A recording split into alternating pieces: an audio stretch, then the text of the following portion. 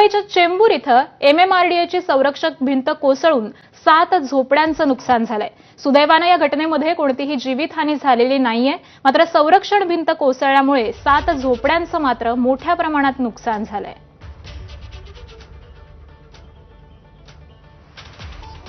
तर चेंबूर परिसरातली ही दृश्य आहेत। 7 झोपड्यांचं भिंत कोसळल्यामुळे नुकसान झालेलं आहे। आज मुंबईमध्ये दिवसभर मुसळधार पाऊस कोसळतोय आणि त्यातच आता ही भिंत संरक्षण भिंत कोसळलेली आहे आणि त्याखाली 7 झोपड्यांचं नुकसान झालेलं आहे।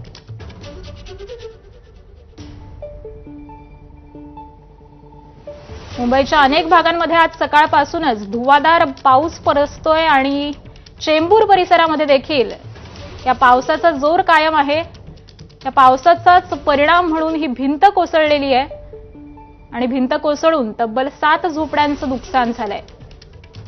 त्यामुळे कुठेतरी मुंबईकरांना या पावसाचा सामना करावा लागतोय।